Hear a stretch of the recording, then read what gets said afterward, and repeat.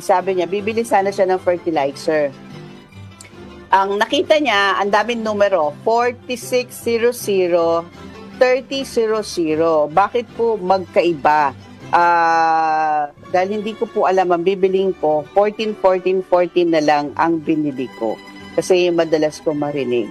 So, ang ano po, wala ako napapansin na 3000.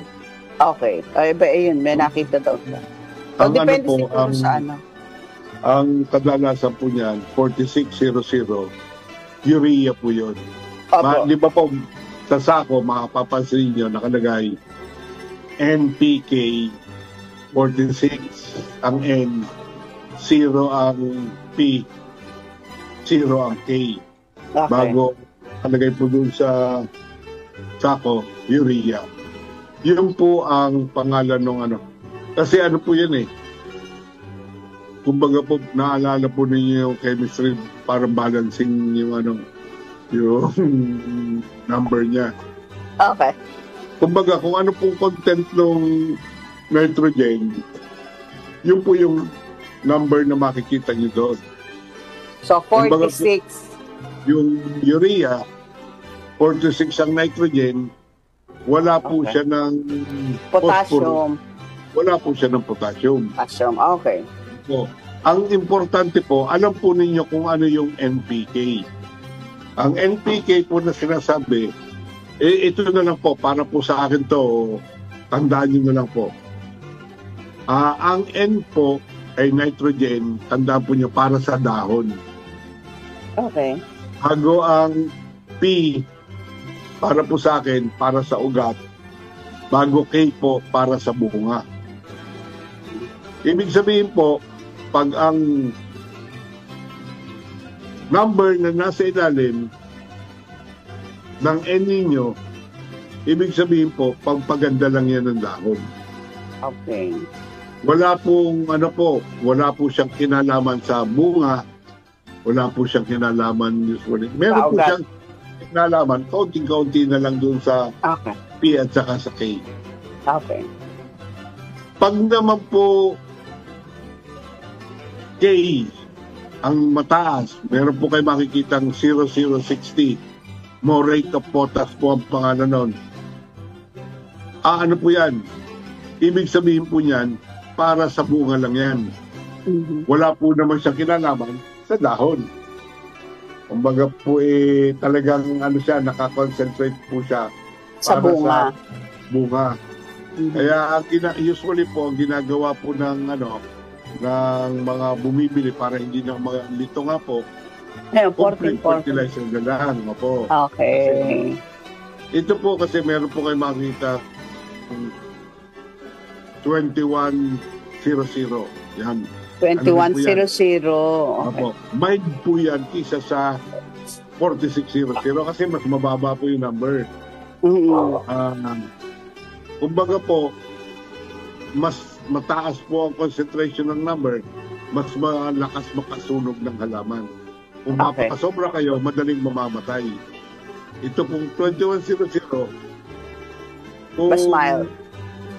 Mas mas light po ang tama sa halaman. Pero same lang po ang gamit niya.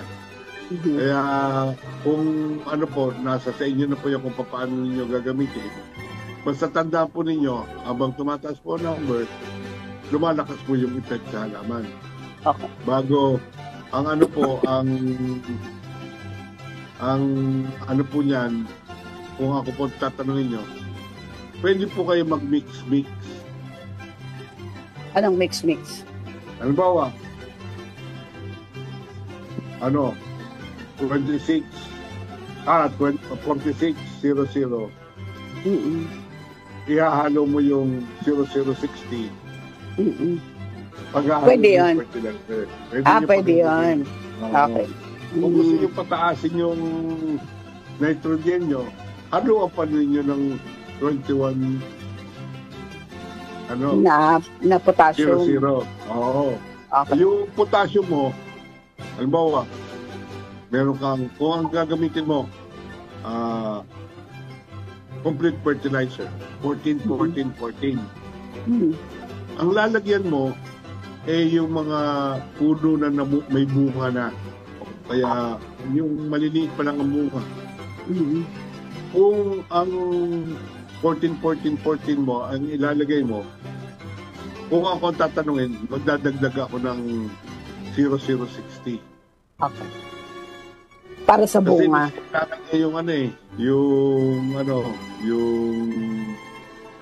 potassium sa bunga. Okay. Kaya ang mangyayari, 14, 74. Oo. 14 plus 60. Oo, ganyan Okay. Parang i-add mo rin yun bago. Ang result naman po niyan sa halaman, pampa-enhance sa prutas. Tutas. Either lumaki, sumarap yung prutas ninyo, ganyan po. Okay. Hindi ba daw nagkakabali-baliktad yung numero? Lagi bang NPK? Yung number, nagbabago-bago yan. Pero yung NPK, hindi na mababago yan. NPK na Basta talaga po, yon. Tandaan po ninyo kung ano po yung nakalagay sa N at saka sa P at saka sa K. Yung po yung laman ng sako na yun. Yan po ang hindi po yung mababaliktad. So hindi mababaliktad, hindi magiging PKN o kaya KNP, hindi. NPK lagi. NPK po lagi yan. Okay. So, ayan. Marami pong salamat. Ayan, tanong ni Chona ng Taguig. Thank you po. So, yung ating dagdag kaalaman, never na magpapalit-palit yung NPK. Bakit ba nauna? Ba't ganyan yung tawag? NPK? Bakit bakit hindi PKN? Yun naman, pwede mo namang bali-balikta rin yun. Basta nakaugalian na lang ng mga NPK.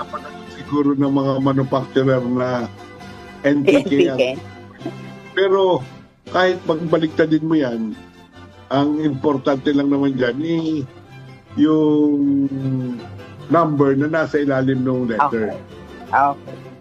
So, NPK. So, yan po yung fertilizer natin. So, depende po yan sa pangangailangan ng inyong halaman.